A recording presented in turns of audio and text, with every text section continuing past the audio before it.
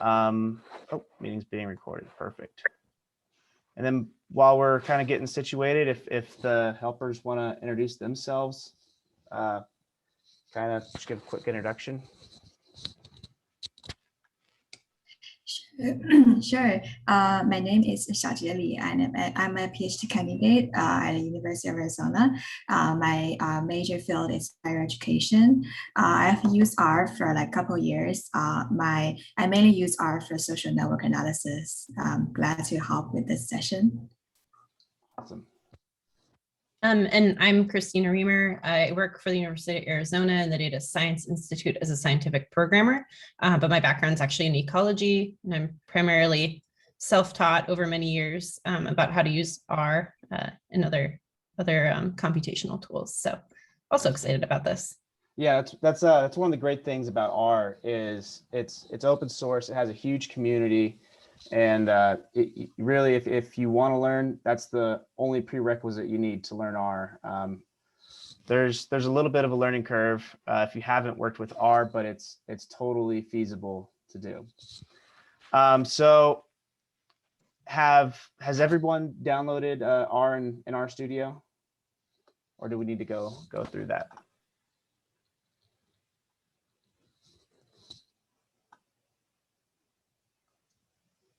Okay, so to start, I'll kind of go through a few things like why we want to use R and why we like RStudio. This course is going to be very introductory. We're going to kind of go over just the basics. And then by the end of it, I hope you feel confident that you can create objects, maybe create functions, do while loops, for loops. Oh, looks like we got something in the chat.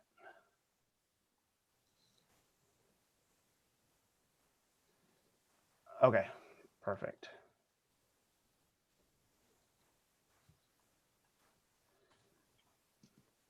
All right.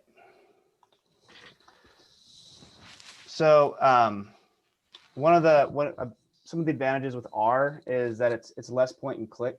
So if you have ever worked with Excel, that can be a kind of a daunting task because you have to do it over and over and over again. It might not be reproducible. With R, you can create an R code, run the file, and continue doing the analysis and make sure you're doing it right every single time. R is also, like I said, open source. It has a large community of users that contribute to the codes. And with R, you can also, one of the things I really like about it, and there's a workshop tomorrow that goes over ggplot or ggplot cheat package that creates really high quality graphics like the one we see here. And in the second session for Intro to R today, we are going to be actually creating this plot and learning how to extract the information from that and how to manipulate the data. And then a little bit more about it being R being open source. So I've put some instructions here for installing R in RStudio. What RStudio is, it's an IDE, which just stands for an integrated development environment. I've used a few IDEs, but I've only used one with R. RStudio is very good. I really like RStudio.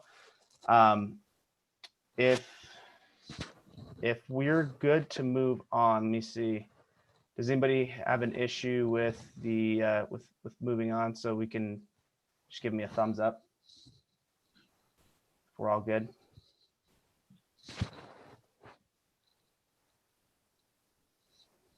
Okay, perfect.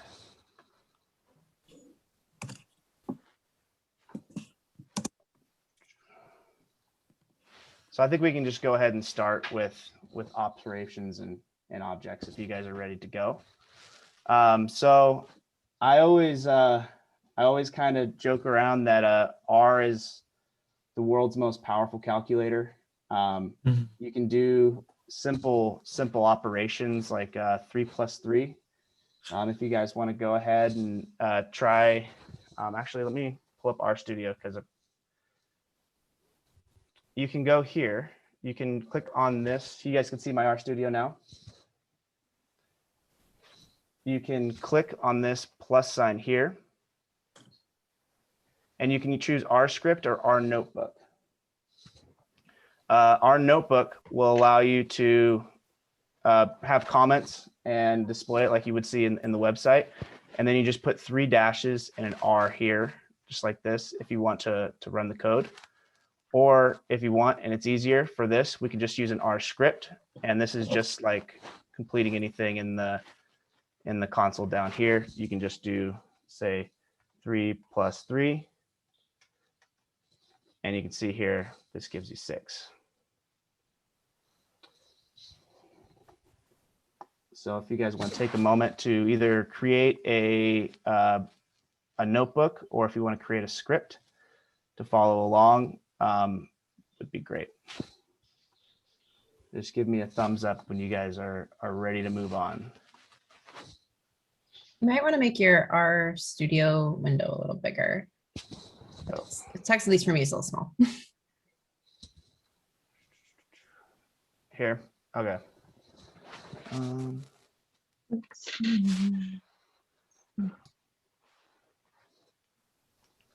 Should be able to zoom. Oh, yeah, here we go. I'm actually not sure how to zoom in. I've never had to do that. I think there's a couple ways to do it. One way is to go to preferences, and I think you can do it from there. I think it'd be under file for you. Okay. Maybe, no. Yeah, sorry, I'm on a Mac. Oh, you're good. Yeah. There you go. There's a zoom in and out under view. Okay. Okay, perfect. Does that work better for you guys? So yeah, this is 3 plus 3. So you just do 3 plus 3 enter. Yes. So it's 3 plus 3 on a Windows. It's Control Enter. You can also highlight it here and click Run.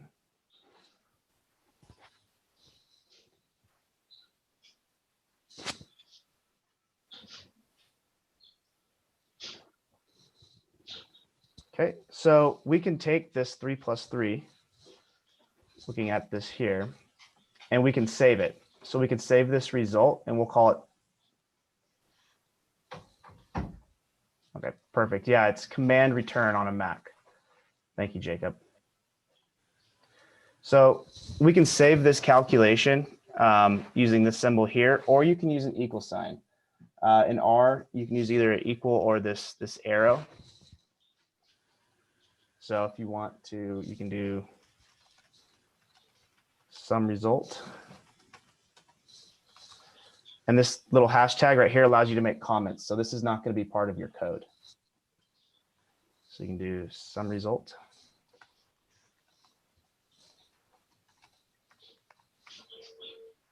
And now the result has been saved, and you can see it up here. So if I was to clean my environment and there was nothing here, and I create this sum result, in the top right, we've now saved the object as sum result. And then if we want to call that object again, we can just type sum result. And you can see here in the console, we get 6. Another thing that you can do is you can do operations with the sum result. So if I wanted to do, let's say, an operation with the sum result.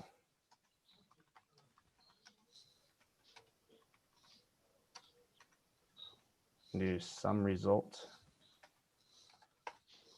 plus 3. And now we get 9, which is the same thing as doing 3 plus 3 plus 3.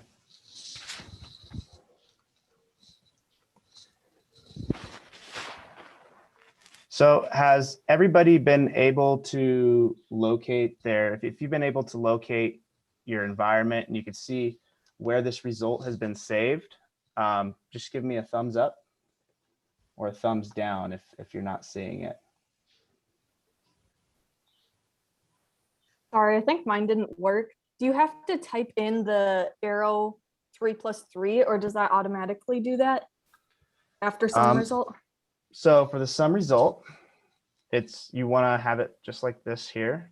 You can do the arrow here like this. So it's a left arrow, then a dash, then 3 + 3. So what you want the name of your object to be always goes on the left. And then what you want the operation to be always goes on the right. Or if it's easier, you can just use the equal sign. You'll get the same thing.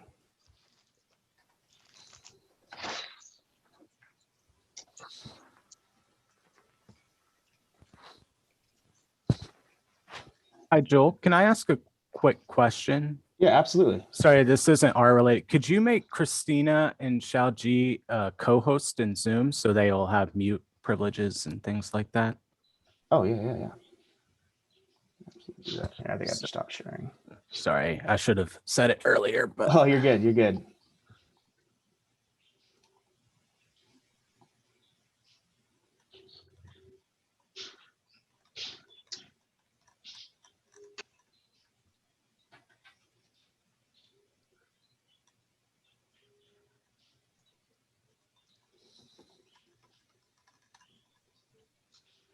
All right. And then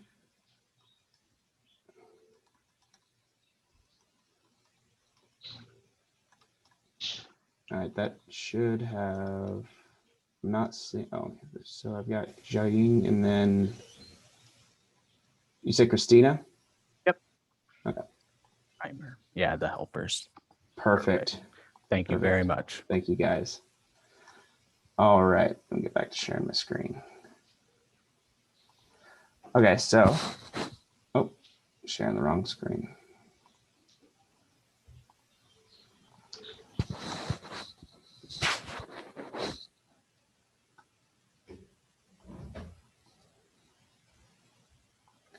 All right, so it seems like we are ready to move on.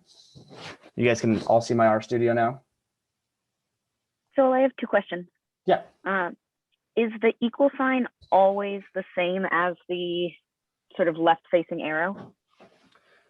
Yes. So in R, it's just kind of the style in R. You'll see that very often. That's what I use as well. But you can also use the equal sign.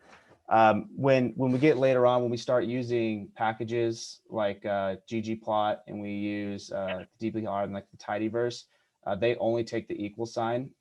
So it's not a bad idea if you want to just get in the habit of using the equal sign. And it's that way with Python, and that's transferable to other languages as well. They use the equal sign.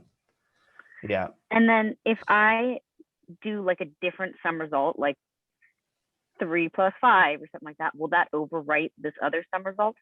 Yes. So like if we want to do sum result equals, so like right here, we're looking at our environment. We have sum result of 6, and we did sum result is 3, like you said, + 5.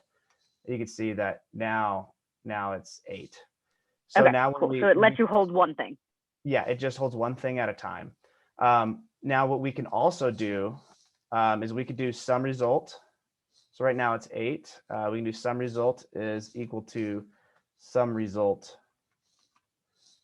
plus 3, and so it should equal 11 now. So you can use the sum result to rename the sum result, and that's going to come in handy when we start looking at for loops and while loops.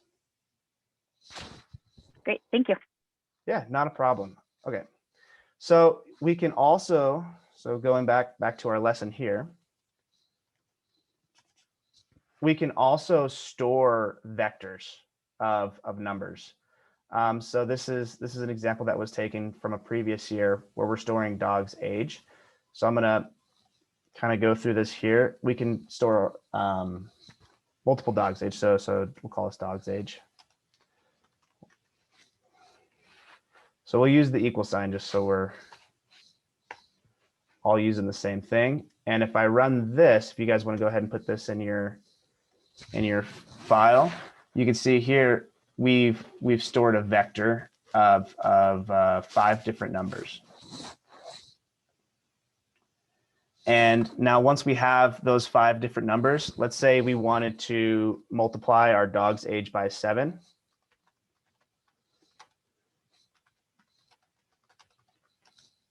to see how many human years it's been. You can do dog's age times 7, and it will give you the result here. So you can see this is how old your dog is in human years. Or you can save this, so you can say,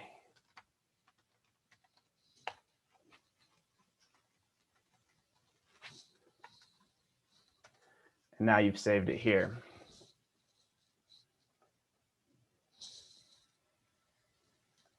So does that make sense what we're doing here? This 7 is going to be multiplying every single number that's in that vector.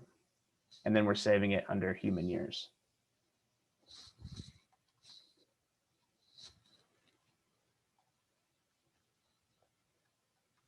So essentially what we're getting at is we can do algebra, some simple algebra with vectors. So when you guys are ready, just give me the thumbs up, and we'll move on to our first challenge. If you guys are ready, I'll give you guys 5 minutes or so to complete the challenge. If you have any questions, of course you can ask. So the first challenge is I would like you guys to create a vector, so similar to this dog's age here, of people's jobs experience with the following numbers. And then let's say everyone starts by making 60,000. And then for every year of experience, how much money, I want you to have a vector of how much money each person is making. So this is kind of a challenge. We're adding one more algebraic expression onto this. We're going to do addition and we're going to do multiplication. So everyone's starting with 60,000, and then they're going to go up 5,000 per year. So if everybody if everybody's ready, go ahead and start the challenge.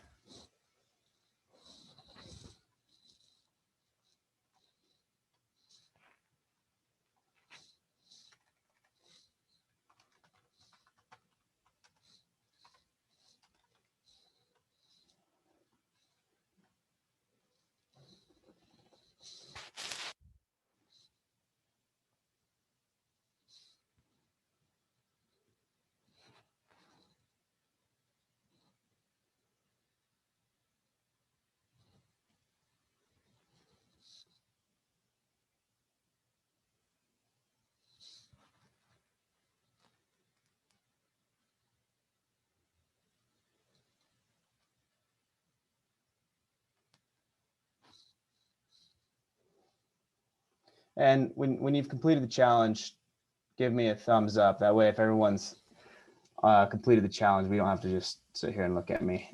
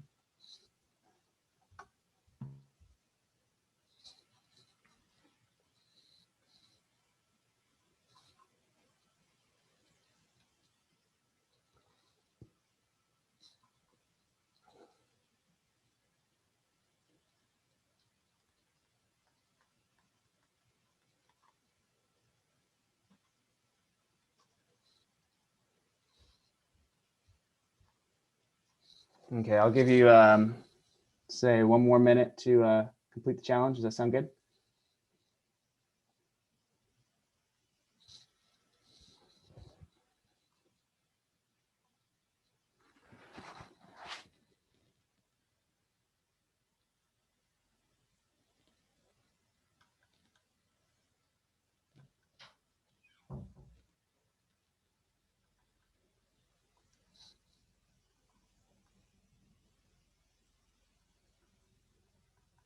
Awesome. Thank you guys for posting the keyboard shortcuts.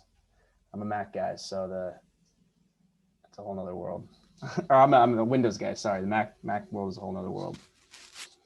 All right, so we're gonna wrap up the first challenge, and so I'll give you guys the answer real quick. So for challenge 1, we can create a vector called experience. We're going to use the C here. And then I believe the numbers were 1, 4, 6, 2, 3, and 8. So 1, 4, 6, 3, 2, and 8. And we said each one of them started off making 60,000. And then they made 5,000 more each year.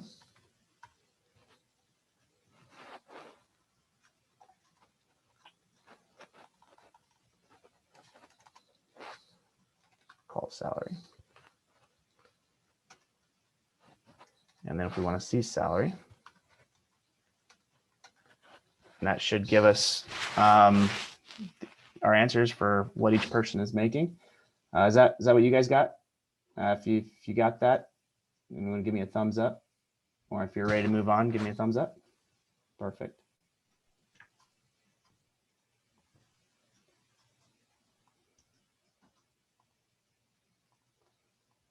Alrighty. Looks like we are all good.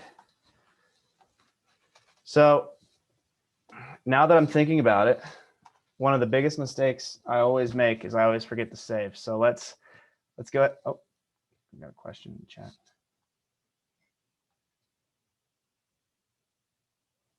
Perfect, Kelly. I'm glad you got the same answer. Did you name the vector first and then use that? Yeah, so I did job experience, and then I did it times 5,000, and then I did a third one plus 60,000.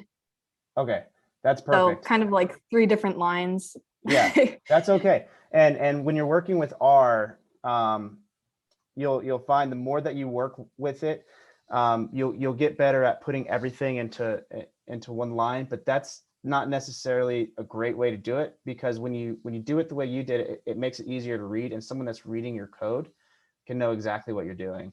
And no, you did it perfect. Good job.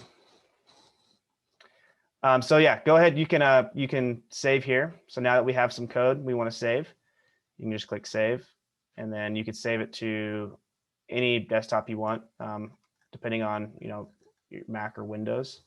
I'm just gonna call this intro.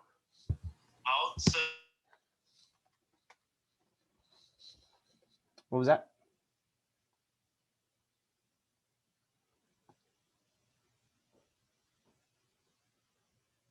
Okay. So now you can see that we've saved it here. So moving on, one of the great things about R is we get to use packages, and as you get more experienced with R and using R, you can create your own packages. Let's say you develop a new algorithm, or you develop some new code.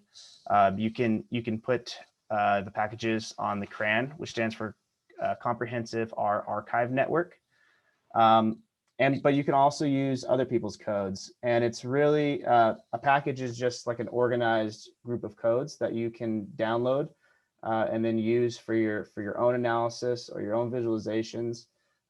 Really, the world is your oyster, and there's thousands of packages. So if you could think about it, there's probably already something that exists for it, and if not, then you can also create your own as well.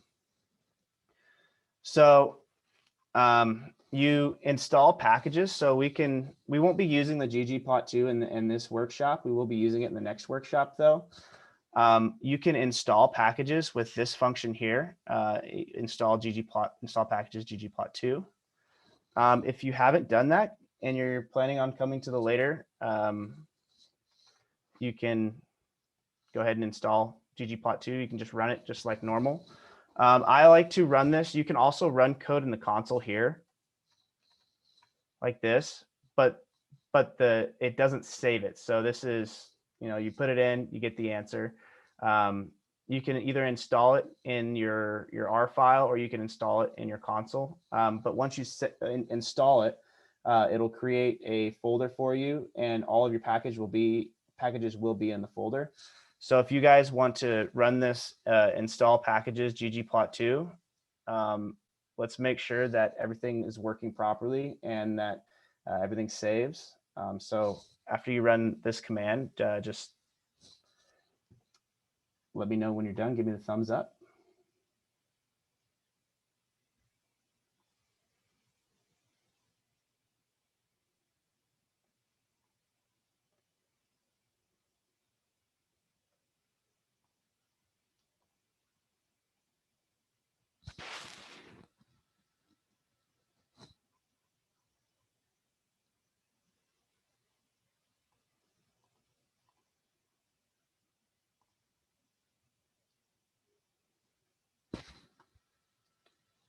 All right, I'm gonna go ahead and comment this out.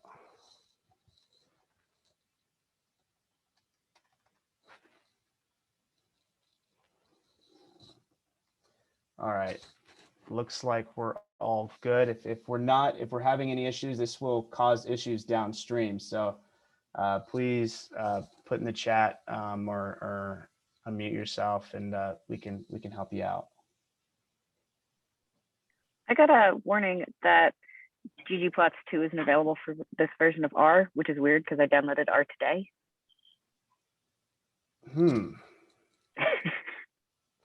Are you which version? Do you know which version you downloaded? Let me check.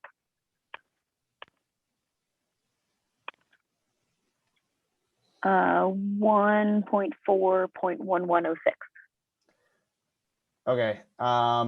Is that your R Studio version, or is that your? Oh, yeah, it is. Yeah, it is.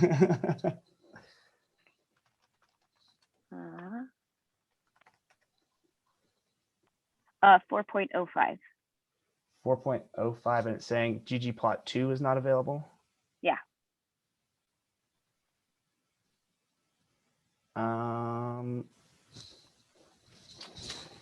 I don't know what could be causing that. Would any of the helpers have maybe run into that issue? I've never run into that issue before, especially because that's the newest version of R. I have the same version as well. Yeah, I do. And I just tried installing ggplot and it worked. Was it an error or a warning? Warning. Well, let's try this. So if it's just a warning, you might be okay. So do library. This is the next step. Library ggplot2. And do you get anything when you run that code?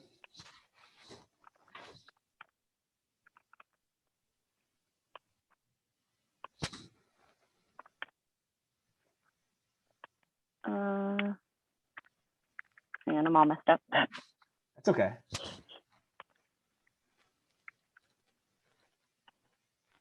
So yeah, if you haven't done so, you read in. So you have to tell R that you're going to be using a certain package. So that's how we do here. So that's what this code is doing. So I have a question for the person with installation problems. Did you type in ggplot2 when you did the install.packages, or just ggplot? Because it needs the two. I think I saw that. I think I typed in ggplots with an S, ggplots2. Okay. So that's a typo. So hopefully if you get rid of the S, it works, right? It should be okay. Perfect. Yeah. I'll let you know if it's not. Yeah, that's one of the hardest things with programming, especially for me, is spelling things correctly. And I'm sure if you guys go through the website that I have for this lesson, you'll see what I'm talking about.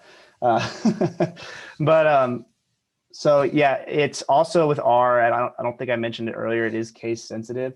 So if you create an object and you're spelling it with capitals and lower cases, when you call that object, you need to use the same capitals and lower cases.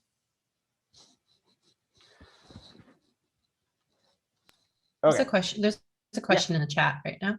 Oh, let's take a look.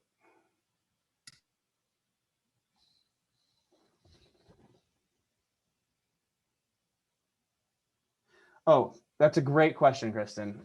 So her question is if we have to reinstall packages every single time we want to use the script. The answer is no. So if you have the package installed on your computer already, then you can just use this library function to let R know that you're going to be using this package, and it will. It already has everything installed, ready to go for you. Great question. Yeah, that's how come I commented out here and I didn't run it. Because in all honesty, sometimes if you have something loaded already, let's say I used this library ggplot2 and then I tried to install ggplot2, that can cause issues in RStudio. I've had it crash on me before, and you lose your progress if you haven't saved yet. You know, this is just with coding in general. Save early, save often. Otherwise, you lose things. But yeah, you can just call the library function here, and then whichever package you want. So for this, we're not going to work with this data set much, but I do want you guys to have it downloaded for the next class. We are also going to be using the layman data set, which is, so it's actually a database called the layman database. So if you guys want to do install that packages layman, it's spelled like this here. So it doesn't take long to download.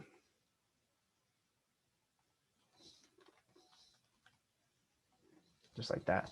And what this is, it's baseball data. So the second class that starts at noon, we're going to be looking at baseball data and baseball teams and their performances over time. I don't know if there's any baseball fans here, but I got through all of statistics, or I got pretty far with statistics and never looked at baseball, and that's my favorite sport. So I figured we might as well look at some baseball data now. But let's go ahead and, so if you have questions, so one of the really, I want to set you guys up so that you can to learn. So I want you guys to be able to take these packages and learn what they do. You can use this function here. So you can do help package ggplot2. And what this will do is it will take you to the help files, and it'll give you a list of all of the functions that are within that package. This is really handy if you're using a package for the first time. And this is how, if you're a self-learner, you're going to spend a lot of time reading help files, and that's really important to facilitate in your learning. You can also use a question mark if you have a specific function that you want to look at. So if I did question mark ggplot2, you'll get the help files for that particular function. You can go through there, and usually the help files in R are pretty good.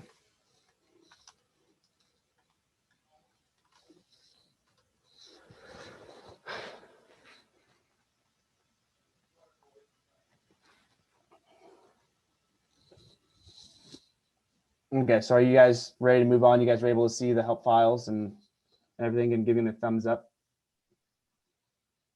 The layman, that one actually gave me the same warning as Isabel had earlier. It's LAHMEN, right? Yeah, did you spell it with a capital L? Yes. I tried a couple different ones. Oh, okay. I did an EN. Okay. Never mind. Thanks, Jacob. Perfect. Thanks, Jacob.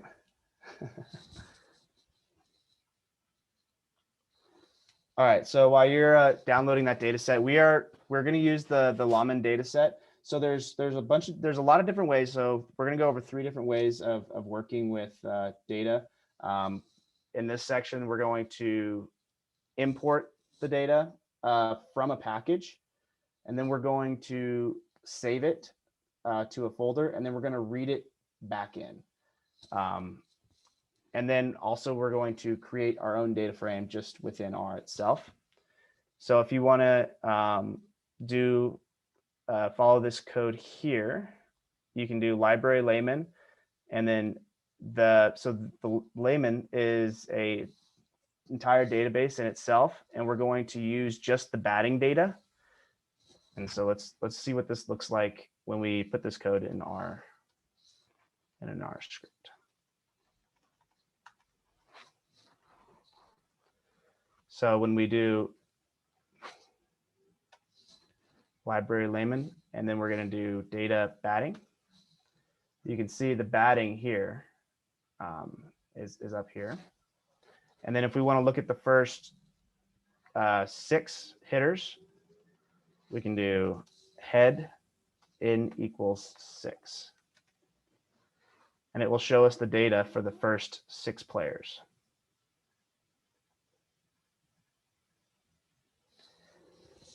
So that's one of the first steps when you read in a new data set into R. I like to look at least the head or the tail. You can also use a tail function and give you the bottom 6. Default is 10. So if I was to just do this, I wouldn't have to put the n, just have head. Oh, sorry, default is 6. Sorry, if I wanted to do 10, you can do n equals 10. And you'll get the first 10. You can also do tail.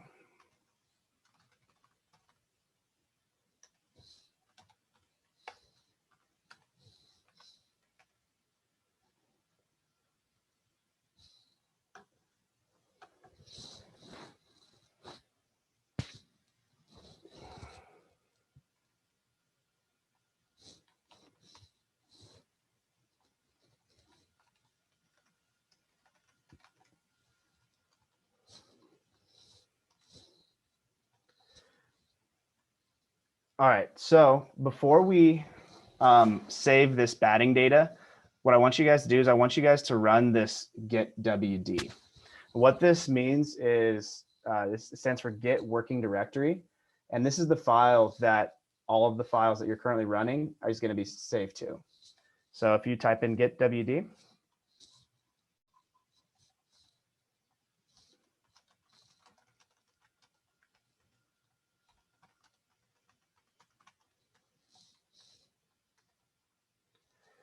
you see this is a file path. This is where I would have mine saved. And so when I save this data frame as a CSV file, it's going to be saved to this working directory.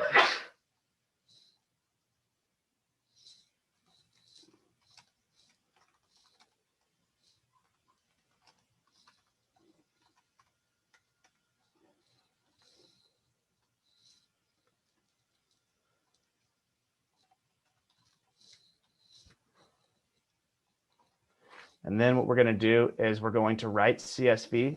And so with the write CSV function, we save this file and we're going to save it under this name.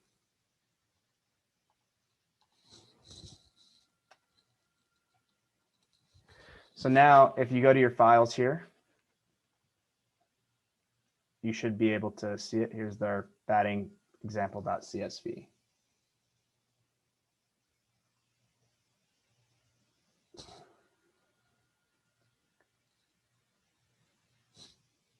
Give me a thumbs up when we're ready to read in the batting example, because this sometimes with R, especially when you're first starting, I know when I first started learning, I learned a bunch of cool things in R and I was so excited, and someone sent me some data and I didn't know how to load it into R.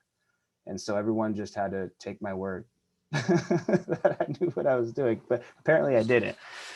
So I think it's really important. I've spent a lot of times getting data in the right format. Trying to get it in R is sometimes the hardest part. And there's a lot of good resources online about reading different data types into R. Most commonly, the types of data that I've worked with are in CSV files. So that's what we're going over here. So did anybody have any issues with the CSV file, saving the CSV file, and they were able to locate it where it is in their working directory?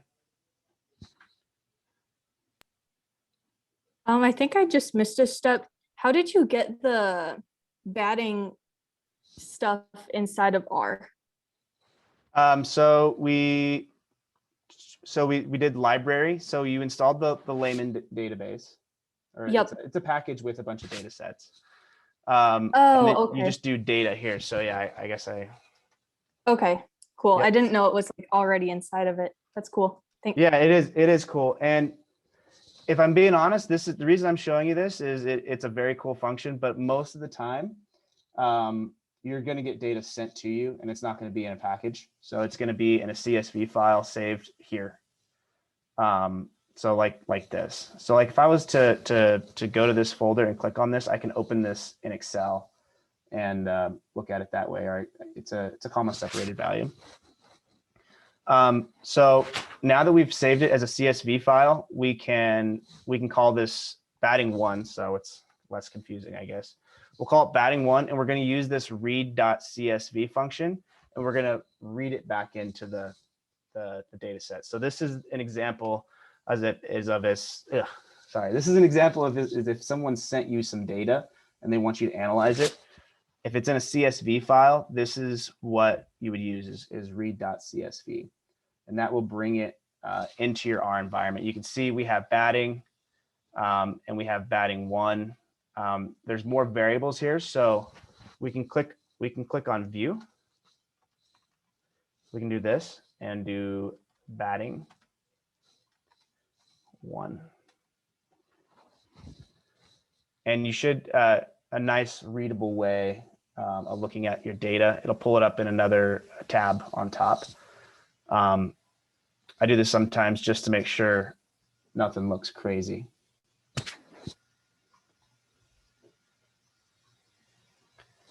So you guys, once you've saved the CSV file, you've read it back into R, and you've stored it as batting one, and you viewed it, give me the thumbs up. And so I know that we're ready to move on, and we'll move on to some of the computational stuff within R.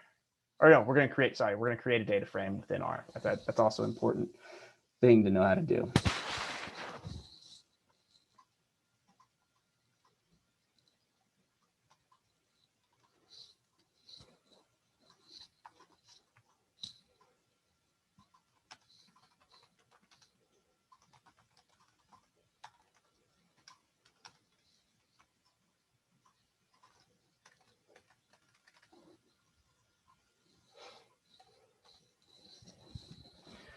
Okay.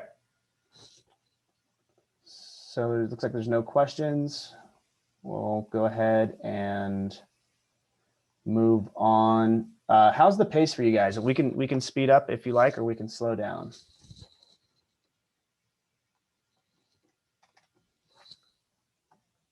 Perfect. All right. So we've gone over how to create vectors. And now we're going to go over putting those vectors into a data frame. So we can create a player. So go ahead and create a vector of players. There's 5 players. Create a vector of hits, and create a vector of at-bats.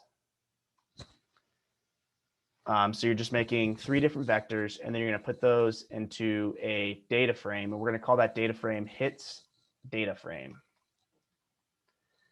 And so there's different parts. So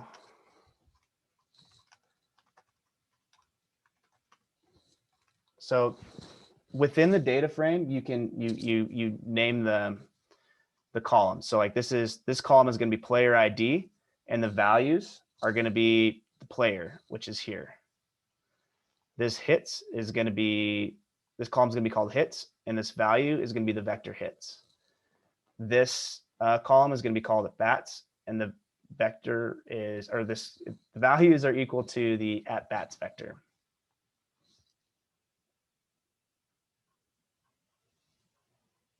Thank you, Christina.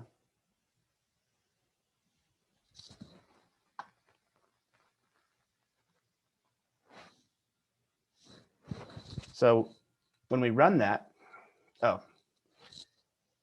first you have to create the vectors. So I put them into my R file, and then I never actually ran the file.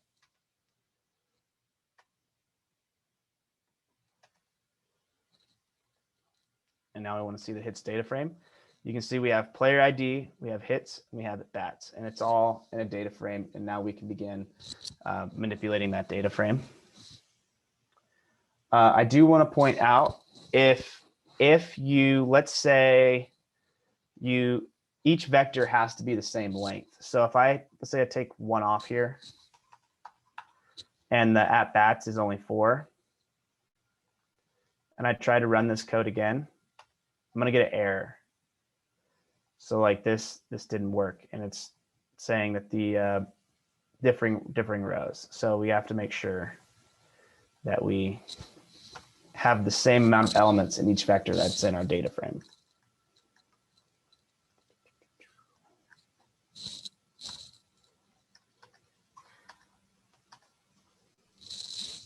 Quick question. What is the, if you go back to your code for that Yeah. one, what is the blue next to player ID equals player? You have, I Okay, think yeah. that's a great question. So you're talking about this here? Yeah. So this is not part of the code. So when you put hashtags, so like up here where I created comments, you can create comments with a hashtag, and then anything to the right of the hashtag in that line is going to be commented out. So like if I wanted to do this, this is not part of the code, but I'm leaving comments. So this is the hits column. And this will be the. So you're just annotating kind of within your code? Yes, yes. And it's important to get in the habit of doing that, because when you go back and look at your code, or if somebody has to take your code over and work with it, it can be a big pain to look at code and try to figure out what's going on. So if you create pseudocode with, you can either create like a pseudocode is you're basically writing out in plain English what you're wanting the code to do. That helps a person find their spot and see what's going on. But you can also, like this, leave comments within the function. So you can see here, another thing that I've done is so let's say if we take this out. And so if we take these comments out, this is all part of the same function. You don't have to have your function exactly like this. If you wanted, the function could be like this. Everything is just separated by columns. Or sorry, commas. So each column is separated by commas, a comma here, a comma here. But if I do it this way and I try to comment something, it's going to comment out the rest of the function. By me clicking enter and having them on separate lines, I can now leave comments for what each thing is.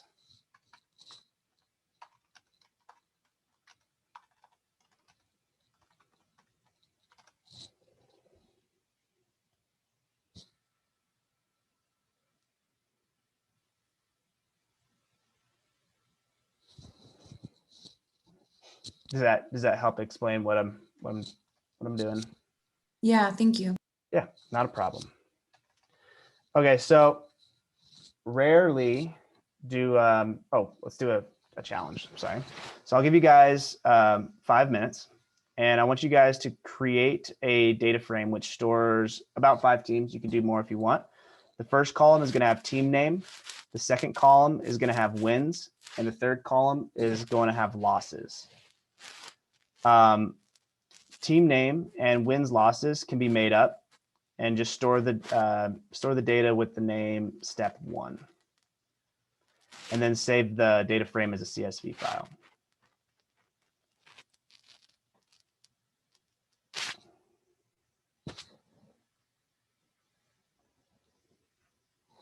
And I'll give you guys till about 10:57 to do that. So I'll give you an example. Like when you're trying to do something like this, I'm going to give you an example of pseudocode.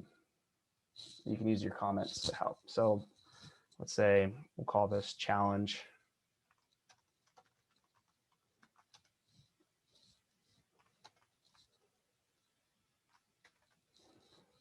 Then I can come here and say,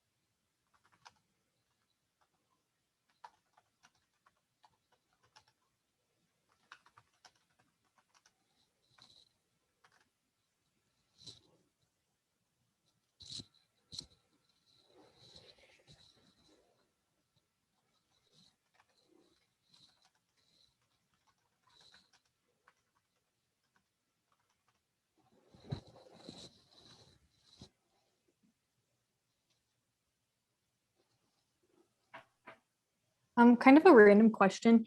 Does it matter like the number of number signs, hashtags that you're doing? Like sometimes you're doing like 3 and sometimes you're doing 2 or 1. No. So now when you're in an R studio environment, it does not matter. So like this is a file, an R file. The only thing that goes into this R file is code. So it's going to run it as code. If we were in a markdown file, then it would matter, but not within these R chunks. But we're not going to worry about that for now. For right now, let's just worry about the R file. So no, you can use the hashtags to your advantage for organization.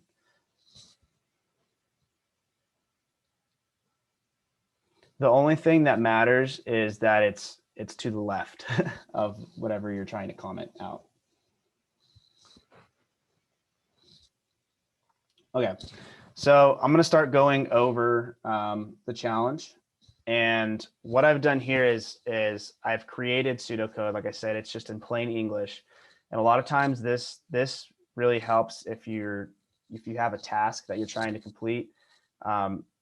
Tasks in R sometimes can seem daunting, but when you start just logically thinking through them and thinking about everything just in plain English, and you type it out like this, a lot of times the steps in the R code is actually easier than what it had seemed.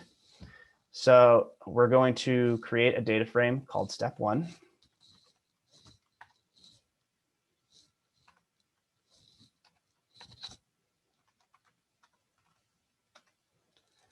Okay. And so I'm going to do the same thing in this challenge like I did in the last challenge, where in the examples, I showed how to kind of piece everything out. And then I'm going to show a more condensed version in the challenge, so you can see the different kind of styles. So I can do everything in one code to create this data frame instead of making 3 separate vectors like we did up here. So we can call it, so we have data frame, we'll call team name.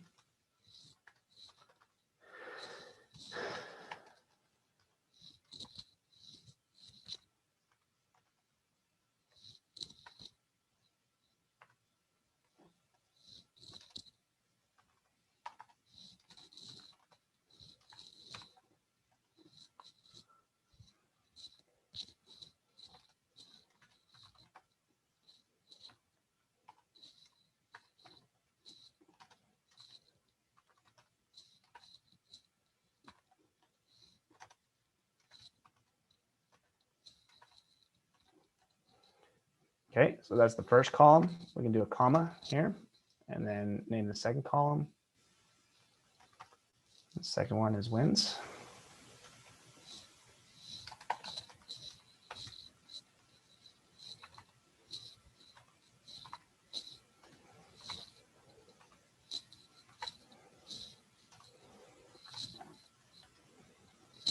Make sure there's 5. 1, 2, 3, 4, 5. Okay. And then losses.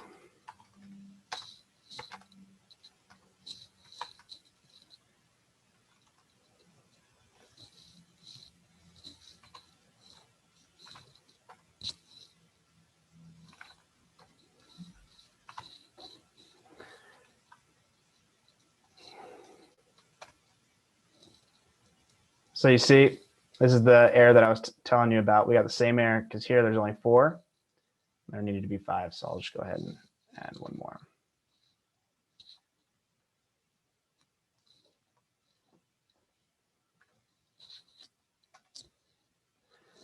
Okay.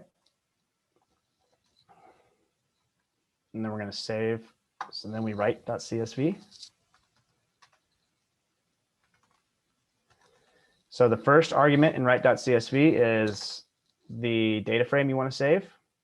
And then you give it the name that you want to save it. So we'll call it step 1. .csv. Okay.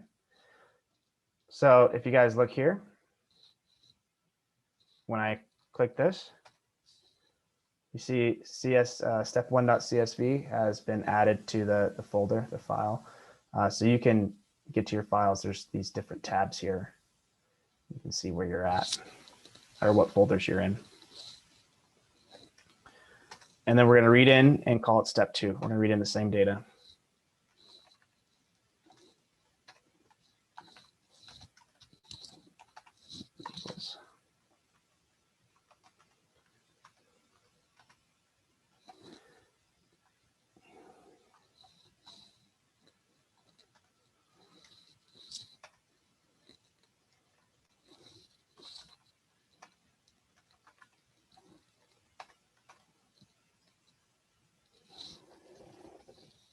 Did you guys get it?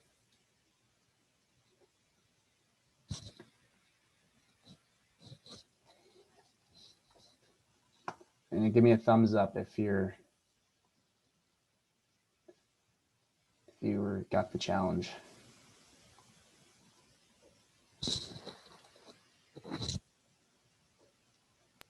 So when you're writing the CSV, are you essentially saving just the data frame that you just collected as something that you can open up in the future? Yeah. So like for me, let me see here. So I got to. So this is my folder here. So you guys can see this folder, the Windows folder. That's familiar. So this is the step 1 here. I'm going to open it. It's a CSV file.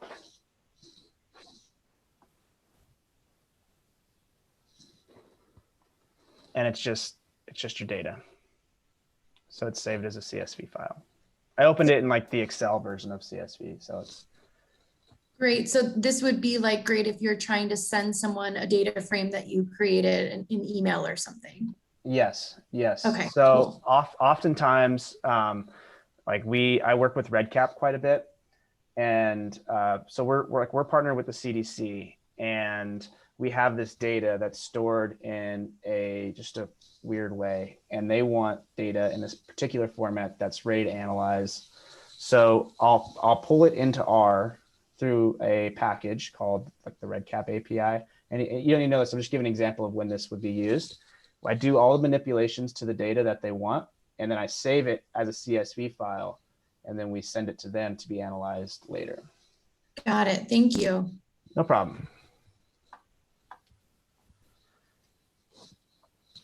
I really think I wish the reason I'm bringing this up is because I learned this last, and it created a big headache for me. So now that we've learned data, or learned how to import data and create data, we want to manipulate data frames.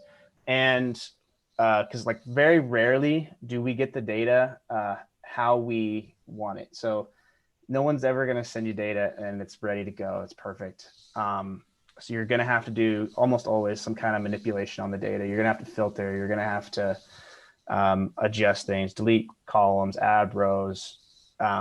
And the dplyr package is really great. We're going to go over that more in the later session. But for now, we're going to work with just the base R commands. So without a package, I do think it's really useful to know how to like slice data frames and edit data frames in base R. So let's dive into that. So we still have the hits data frame. So we're moving on from the challenge. We're going to use the hits data frame. So let's just type hits data frame here.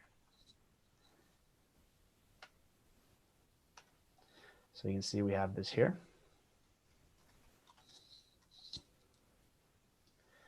And then you can also do the hits data frame like this. You can use these square brackets. So when you have a data frame, you have rows and you have columns. So if I was to do this and I didn't say anything, I didn't put anything in, we're just going to get the hits data frame back. So this here is rows. I'm going to comment this out because if I tried to run it, it'll not work. But this is a good reference. So the first, before the comma, is rows. After the comma is columns. So now if we take this same code, we put it here like this, and let's say I put 3 and I put 2. This is going to give me the third row and the second column. So the third row, 1, 2, 3, and the second column should return 0.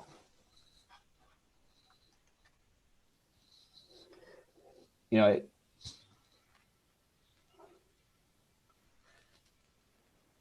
okay. We can also make sure I'm going in order here. Do just a row. We can get an entire row's worth. So say we want to get entire row.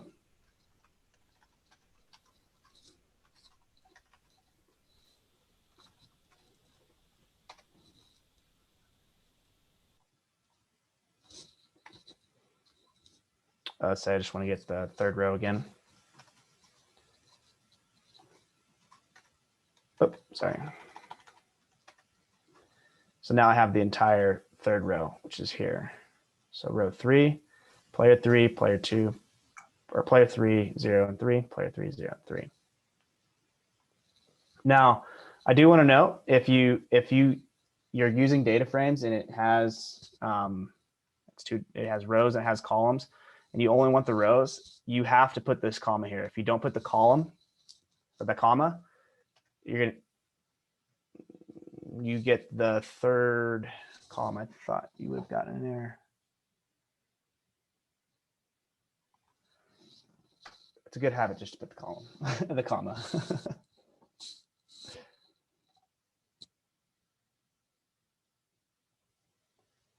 So if you want to just get the columns, let's say you want the third column, it gives you the column as a vector.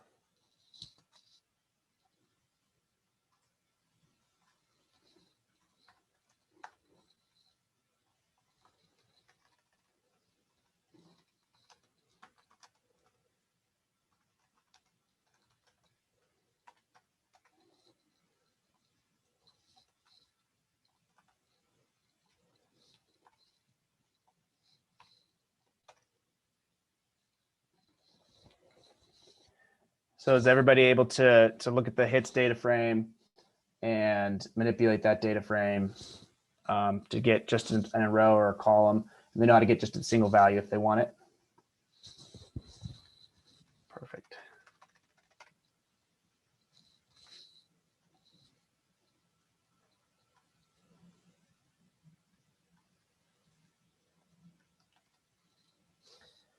Okay. Now let's say you have a data set with a lot of data frames and, sorry, a lot of columns, and you don't want to count the columns every single time and be like, okay, this is the 4th column, this is the 127th column. You can use the name of the column to get that column. If that makes sense. Okay.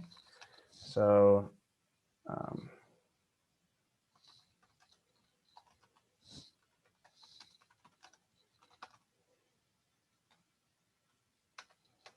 so what you can do is you can use the function names and the function names and then hits data frame. And you can see here in our console, we have player ID, hits, and at bats. That's the names of our columns. And we can now get the hits column.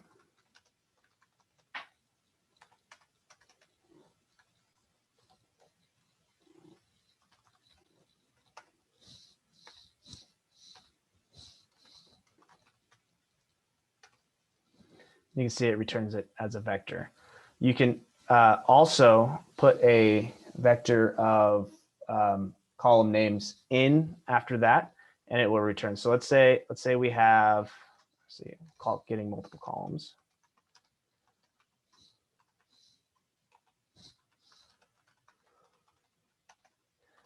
We can do hits data frame, and then we put our comma, and then for the columns we have. Let's just say we just want the player ID and the at-bats. You can do player ID. And you can do at-bats. And you can see we no longer have the hits column. It's just the at-bats.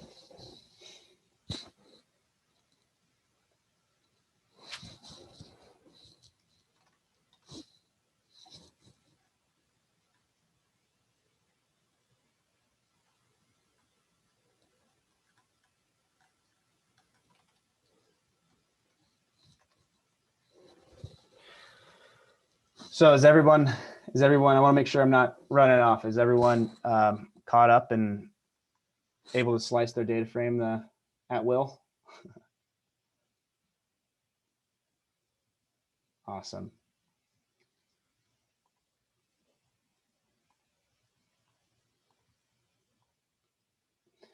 Okay, so I think the fastest way to get columns, this is a great way, this is an option, but another tool you can use is you can get the columns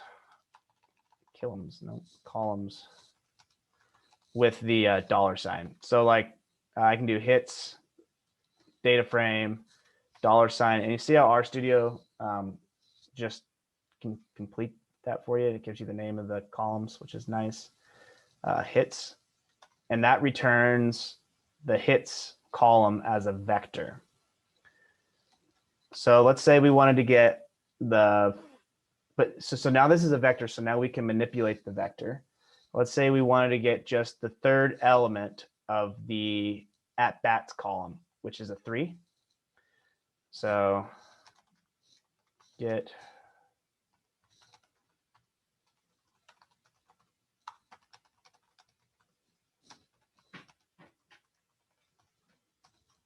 so we do hits data frame, put the $sign, and we do at-bats, and then we can use the brackets. It's now a vector. So this creates the vector. So now this is that no longer has rows and columns. It's just 1 indice, and you just put the 3, and you've got the third element of the at-bats column.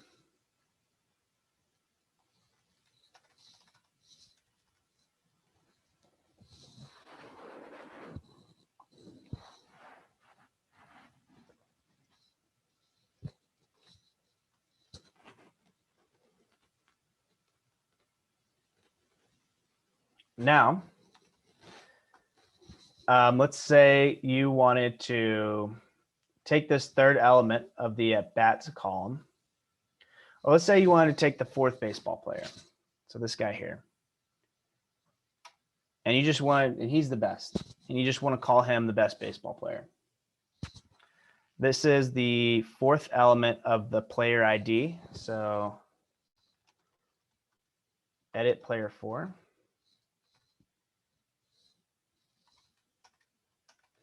You can do hits, data frame, player ID, and then you can select the 4th element. So that's going to be this guy here.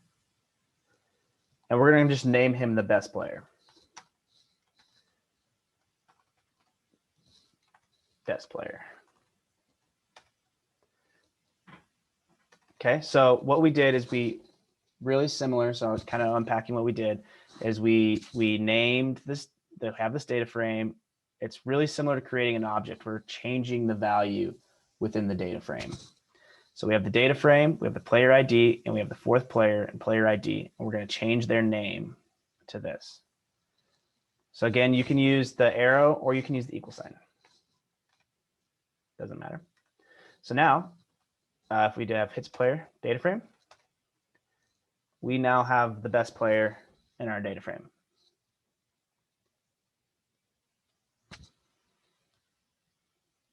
So is that making sense to everybody?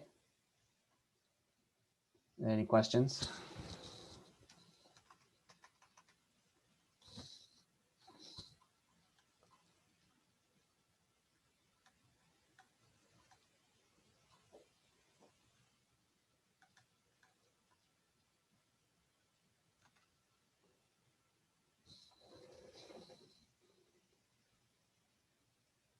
All right, so you guys ready to move on? Give me a thumbs up.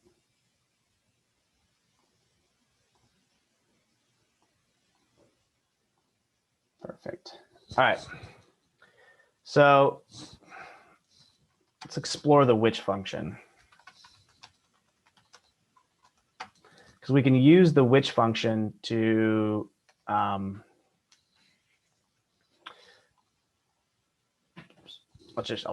so we have the which function, and that's going to tell you at which indice that you're looking for. So let's say hits player, data frame, player ID.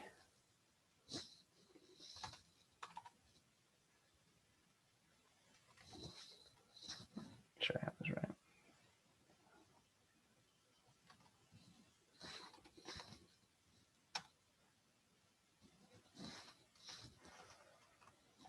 To best player. So what I've done here is we have the which, and then we have a vector, and then we want which one of the vector is equivalent to the best player. That's going to give us 4, which is the 4th player. But let's say we wanted to make this player 3.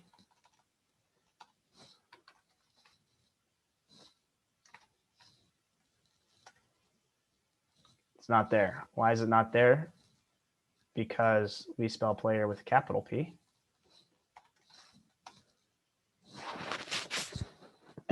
and an O3.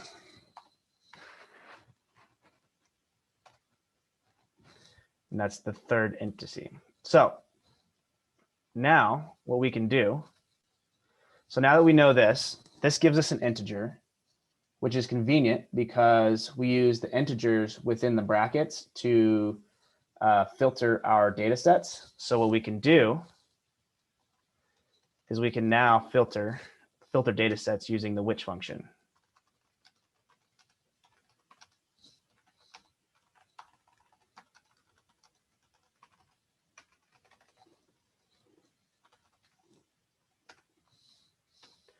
So we want the filtering to happen within the rows. So we want each column, but we only want the people that their player ID is equal to player 3. So we can use the same function here.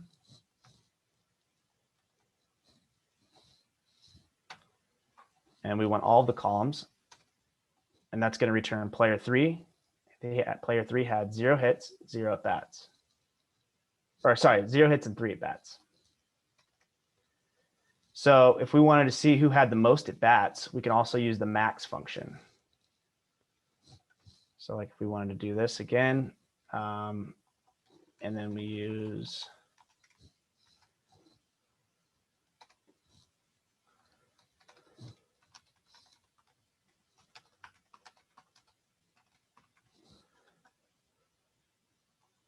so we want it equal to the max.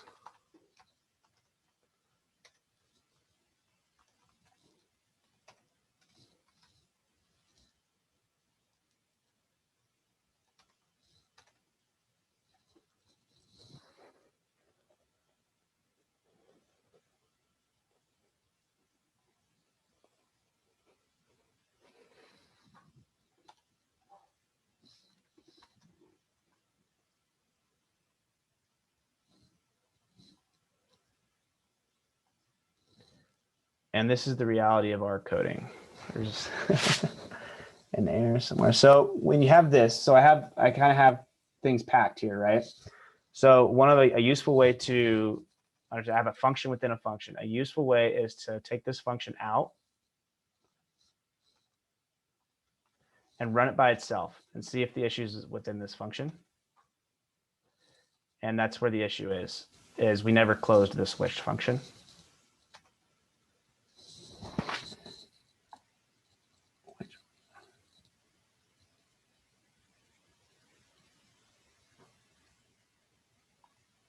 Okay, so that's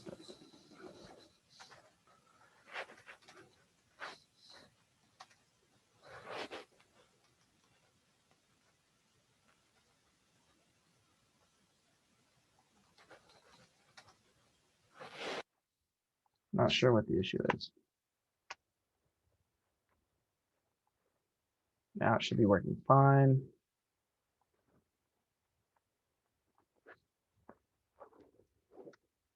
There you go. That's the best way to troubleshoot. So I promise I didn't do that on purpose. But that does happen when you're coding. You're going to run into issues often. But you just have to unpack, and when you start running into errors, just take things one step at a time and then just break it down to its smallest, I guess, unit and go from there. So our best player is also the player that had the most bats, but we didn't know that at the time. All right, if you guys are ready to move on, well, let's move on. Give me the thumbs up if you guys are ready. Perfect. All right, so we're going to create new columns. We're going to call it, we're going to create a new column called batting average.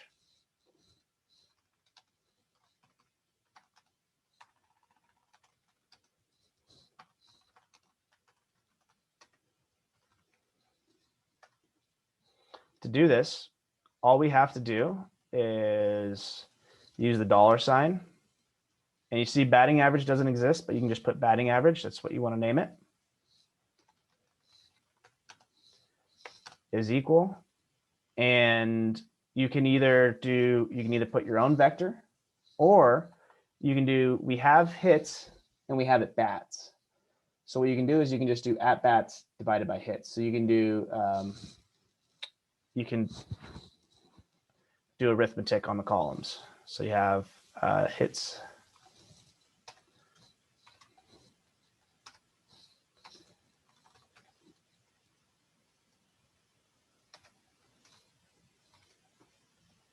All right, so everyone sees what we did here. We called this is essentially a vector, the hits vector from the hits data frame, and the at-bats vector from the at-bats data frame. So let's actually do this. Let's look at before and after. So we'll have hits.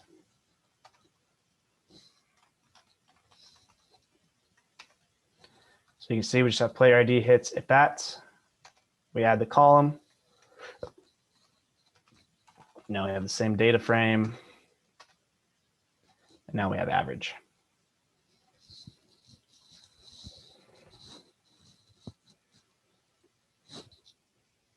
Okay.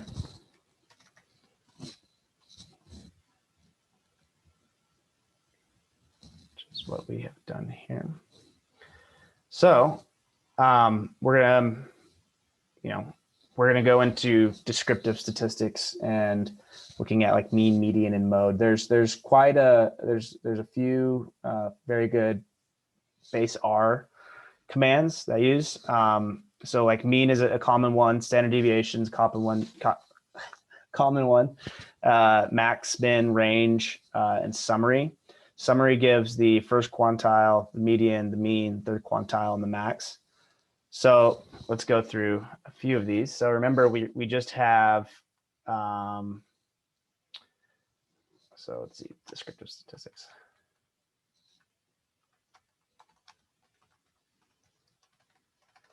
So let's look at the mean batting average.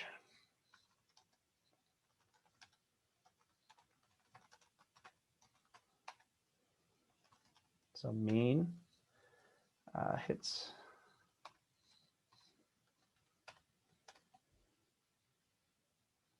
Okay, so the mean was 0.48. And again, you guys, I think we might be getting different answers if you put in different numbers. So if your answers don't match up with mine, it's because you guys might have different numbers in your data frame. You can get median.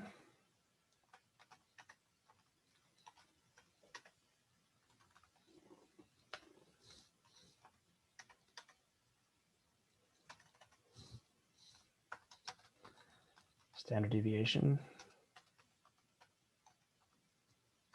So I do want to mention, if there's any math or statistics people here, this standard deviation that's base R is sample standard deviation and not population standard deviation. So The only difference is you're dividing by n-1 instead of just n.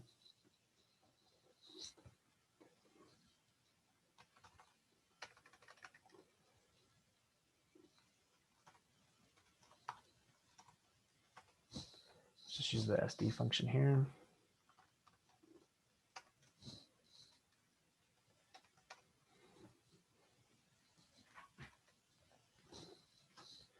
And then we'll do a summary.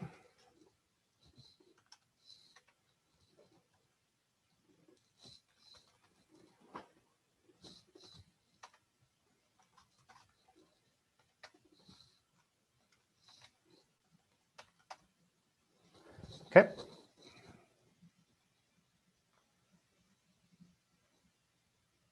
All right. So are there any questions? We'll start the challenge while I'm getting everything up.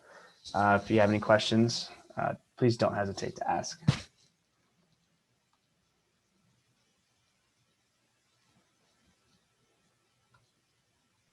Really random question. Yeah. So I've just been like typing everything over and over again. How do you get that drop down menu that you've been using? Like drop down hits like data frame? Does that just automatically? Yeah, it should autofill. I don't know if Mac does Mac have that, Christina? Yeah, so sometimes you have to hit tab so you can start typing the name of something. Like if you type HIT and then hit tab, hits data frame should show up. So you have to hit tab again to select it. Okay. You should try that and make sure it works for you. Okay, perfect. Thank you for your question. So now what we're going to do is we want to find the new best player. So we've created a, we have the hits data frame, but we've now added average. And so what I want you guys to do is I want you to filter the hits data frame to the person, and we want all three columns to the person that has the highest batting average. So the max batting average. So for this, we're going to use the which function, and I'll give you guys about 2 minutes to do this because it's one line of code, or you can do it in 2, but it shouldn't take too long.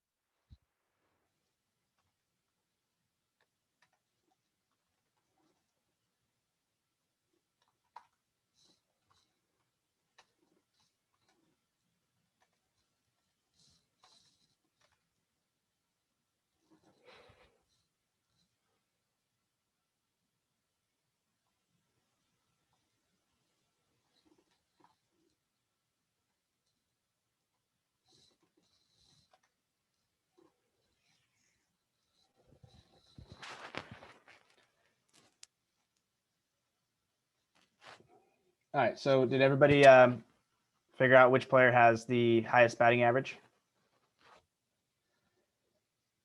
So now that we have this line of code, we're just going to change this to, we're going to change this guy's name. Oh, there's a comment.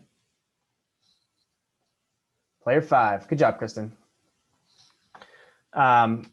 So let's just change their name to the real best player. Why not? So now we have the hits data frame. Where you can see we have the best player. And you can see what happened there is when I assigned it, it just assigned every column as the real best player to, that's actually an issue.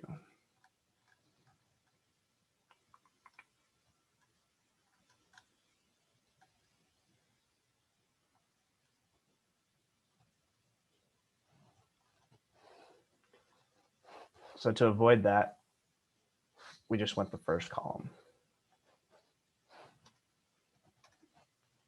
Now that's better. So sorry if you guys were following along and commented everything out. Do I need to go over what I did to fix that?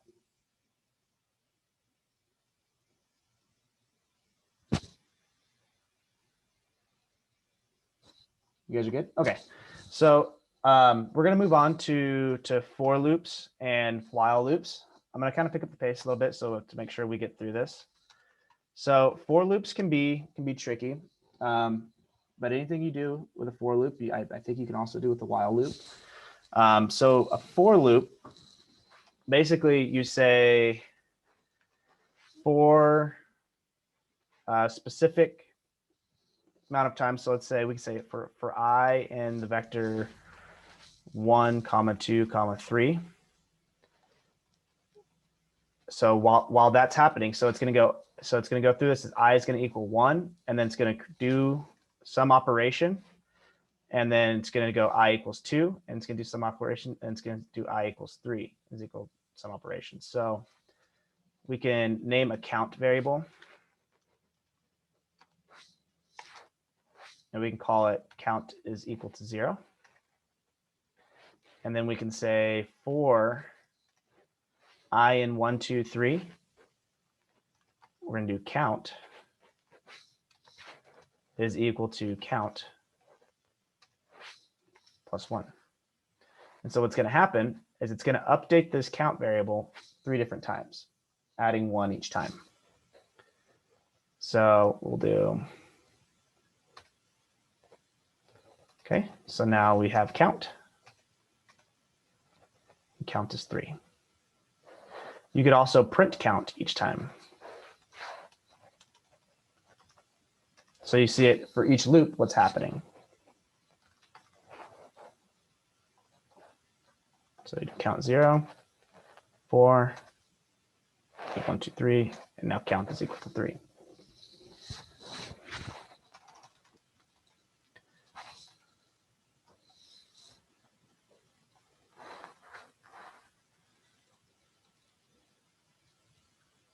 Okay, so like if we wanted to do a for loop for our hits data, and we just wanted to print the player's name each time it goes to the for loop, we can do so. We'll do print each player's name with introduction. We can do, so remember we have a vector here, we can do for I in, so we have 5 players, 1, 2, 3, 4, 5.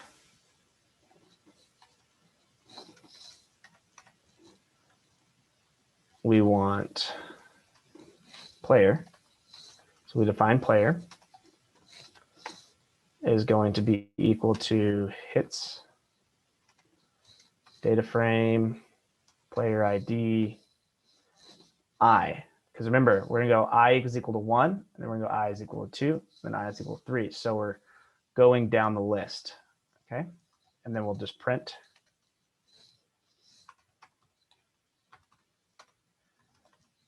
Okay.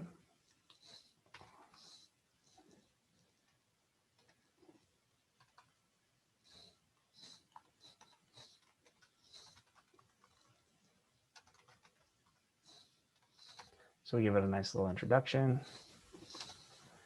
and player. So what I've done here is we create a print function. This print is just gonna give it like as a character. It's gonna print it as a character in your console. And this paste function is basically pasting two things together. So the first step was to define the player. So we have the player's name, and then we're going to print the player's name for each loop through. So you can see we have player 1, player 2, player 3, player best player, and then the real best player.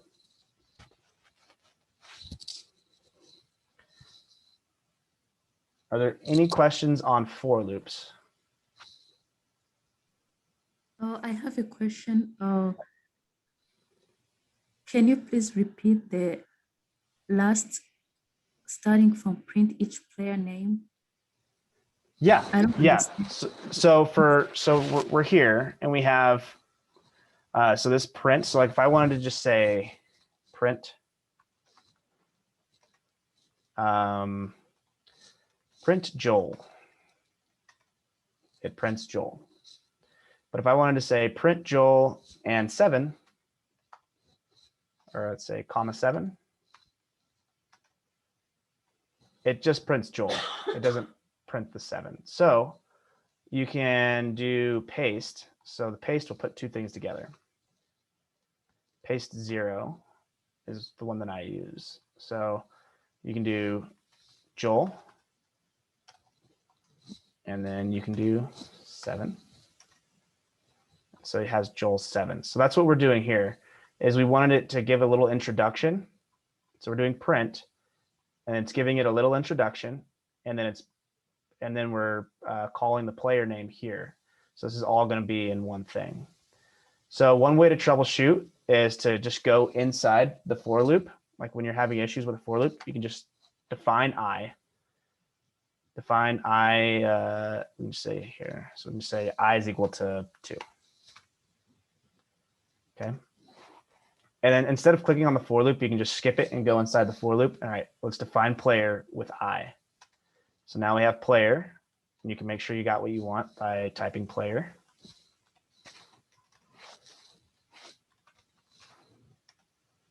So now we have player 2, and then print. So now we have player name is player 2. So now we can do the for loop, and the for loop will do all of them at the same time. So this is really, I think the beginning of automation, when you have tasks that you have to complete over and over and over. Anything that is repetitive, you can use a for loop to do that for you. So anything, I've been told anything that you do over and over should be either a for loop or a function. And so this is the beginning of that. So yeah, instead of printing this 7 times, running this code 7 different times, we just create a for loop and it printed it. 5 different times. But if you have like a data frame, say you had thousands of players, you don't want to go in and do paste each player's name. It's just too tedious. You can write this for loop and that'll do it. So I said now, if we're good with for loops, if you have any questions, please don't hesitate to ask. If you're getting an error, please let me know and we can fix it. But I'm going to move into while loops because I said earlier, anything you do with a for loop, you can do with a while loop. And how a while loop works is you have a condition, and while that condition is true, it does the operation. When that condition is no longer true, it stops. So let's do while loops. We're going to do the same thing. We're going to call this iteration iter. So we'll do iter is equal to 1. Okay. And we're going to say while iter is less than or equal to, so that's what this is, less than or equal to 5, because we have 5 people. While that is true, we are going to do player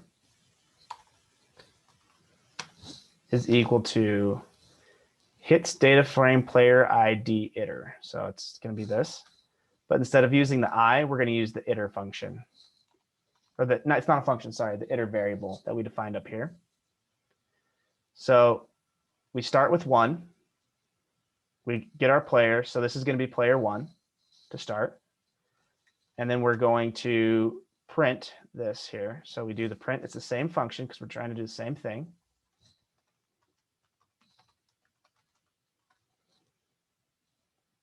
And then after we print, we have to update our iteration. So we're going to have iter is equal to iter plus 1.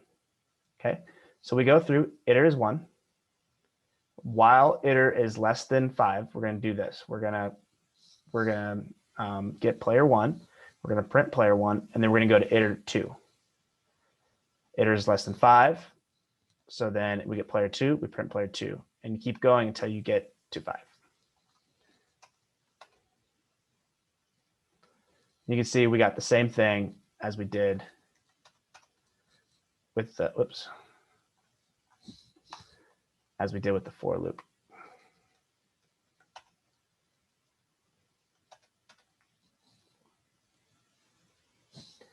So when to use for loops and when to use while loops, it depends on the situation. There are certain situations that while loops are going to work better. There are certain situations that for loops are going to work better. In general, a for loop is if you have a fixed amount of iterations and you know what the fixed amount of iterations are, for loops work great. If that's not the case, if you're continuing to do an operation and there has to be some condition that's met, while loops are usually pretty good. So it really just depends on the situation, and the more you work with them, the more you're going to get a better feel for what situations for loops and while loops work. All right. So are there any questions before we move on? We're kind of getting to the end here. I want to go through the if blocks and writing your own functions, which is kind of the beginning of writing your own packages.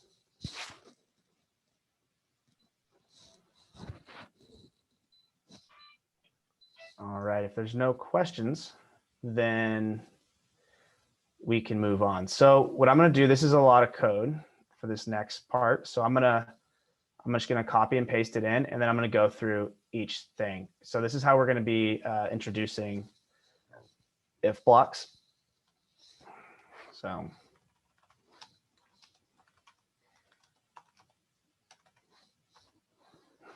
okay.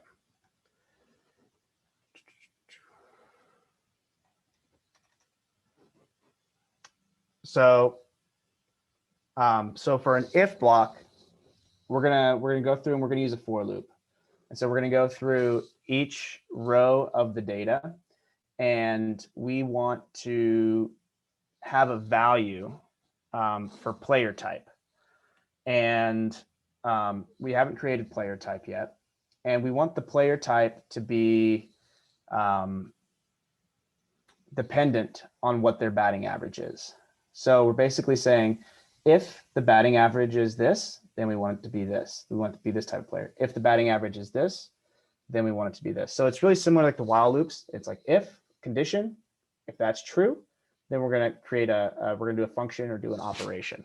Okay. So for this for loop, remember we have 5 rows. So up here in this for loop, we did 1, 2, 3, 4, 5. This is a little bit of a shortcut here. So I wanted you guys to see it in both ways. It doesn't matter which way you do it. But for one in row. So let's look at this. Let's look at this thing here. In row data frame is going to give you 5 because there's 5 rows. So that's the function to get how many rows. And this little colon here will create a vector. So like if we have 1 to in row, we have the same vector that we created in the original for loop. So that's a shortcut. If you don't, let's say you don't know how many rows are in your data frame, this is a really good way to get that. So we're going to go through each row. And we're going to isolate players. So we isolate players' batting average.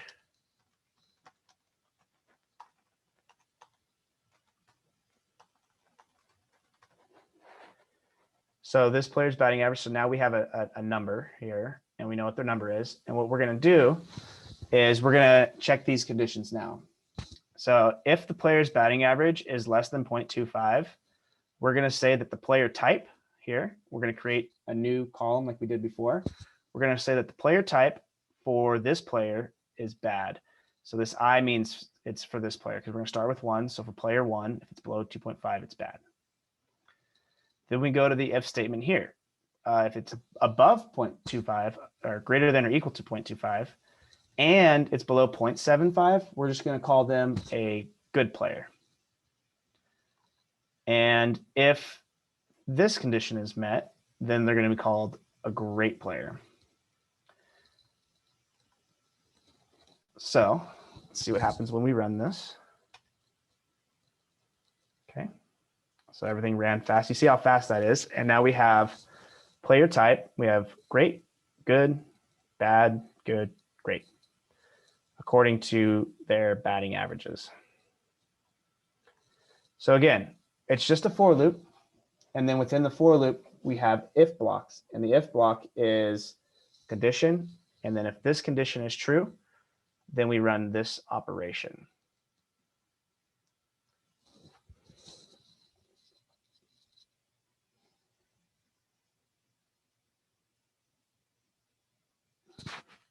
I'm gonna let you guys go ahead, and it's a lot to type. So if you're having errors or you're having issues, let me know and we can talk through it because there's a lot here. And when you start working with for loops and if statements, things can get very messy very fast, and it's a lot to keep track of.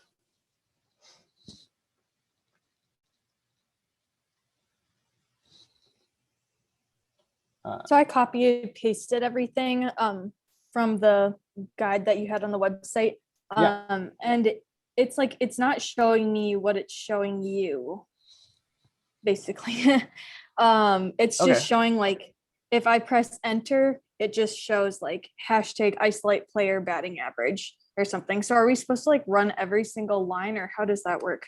So, so like here's one line of code. If I run this, just one line, you see in the console here, it gives you just the one line of code, okay?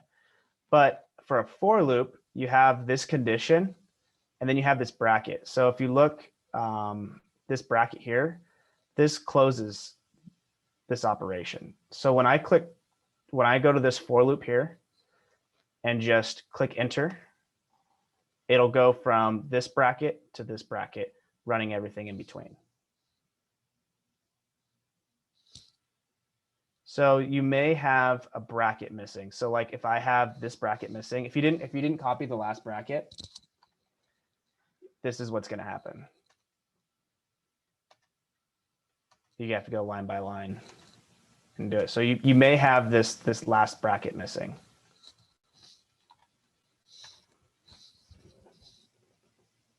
Did that help? I do have that last bracket. It just shows n row in parentheses hits data frame, and that's all that it gives me in the console.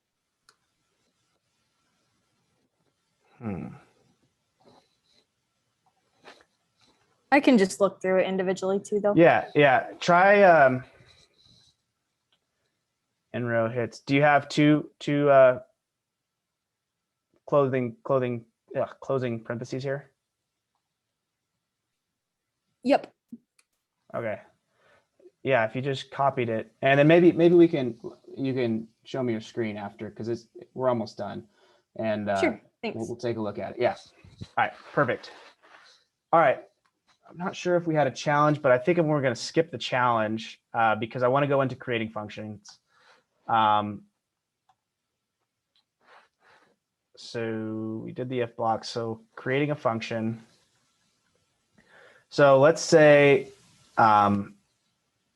we want to create a function, and let's say we're doing the same thing over and over and over. We're creating a bunch of for loops. We're doing all of this typing, and it's tedious and time consuming. We can create a function that's really similar to like the mean, the mode, all the functions that we've been using in R, but we can make it personal for ourselves, for what our tasks are and what we're trying to accomplish. So to do this, I'm going to copy and paste the code into my RStudio again. Do create function.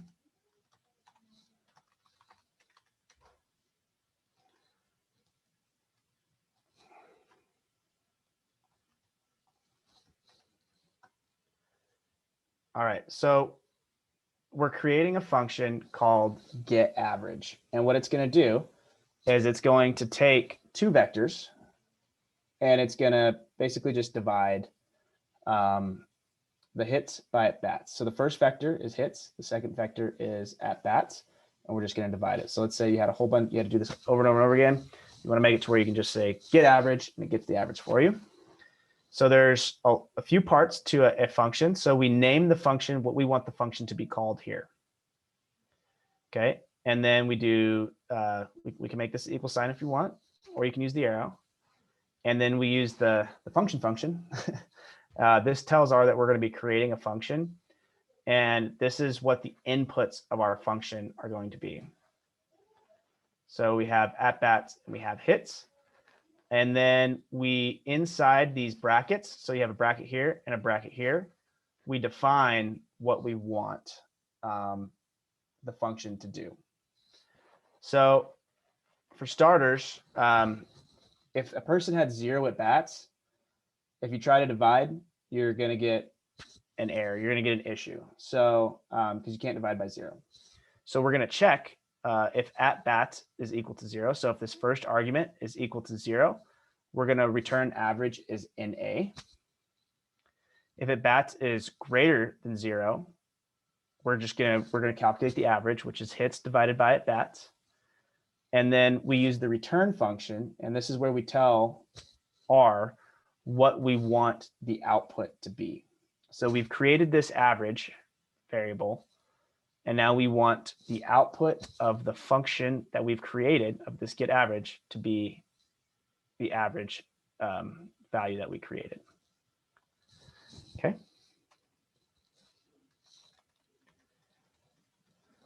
So now, if I type getAverage, you can see it's in our global environment and it's its own function. And we can do, let's say they had 4 at-bats and they got 3 hits. And you can see the getAverage returns 0. But let's say they had, now let's do getAverage. So they had 0 at-bats and 0 hits. It returns an NA.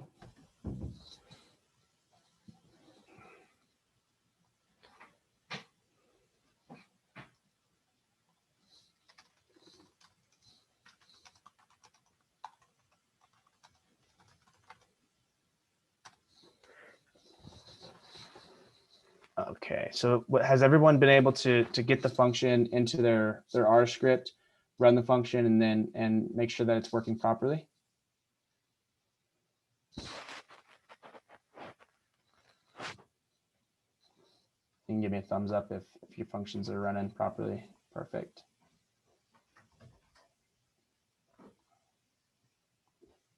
All right. So, I mean, this is all I have planned for the first section. We've gone over for loops, while loops, data manipulation, how to import data, how to read data, and creating vectors and creating, might have said creating functions already, but we've just created our own functions. This is a pretty good step to get you started with R. For the next session, we're going to be going over dplyr, and you're going to see that manipulating data with dplyr is much easier, I think. And we're going to do kind of an introduction to ggplot, and that's going to get you started. We're going to make a really nice plot, ggplot, through the challenges. I'm excited about the next session. I had a lot of fun creating it. But for these last 6 minutes or so, I want you to think about what you're wanting to get out of this class, what you're wanting to get out of this workshop. And is that if there's anything that we didn't cover at kind of an elementary basis with R, you can either type it in the chat or share something that you might want me to go over or something that you want me to go over again, and I'd be happy to do that.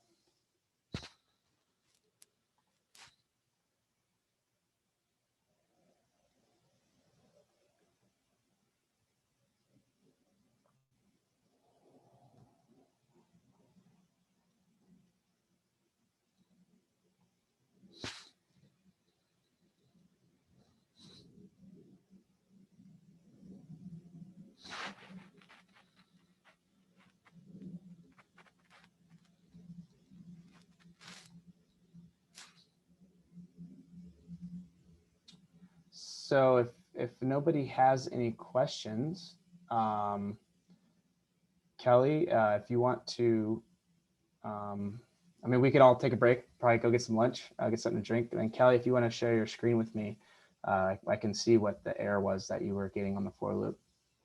Yeah, thank you. Yeah, no problem. Do we want to stop the recording right now? Yeah, you can probably, you can stop the recording. Okay. Stop sharing. Oh, and there's also the link to the feedback survey in the chat.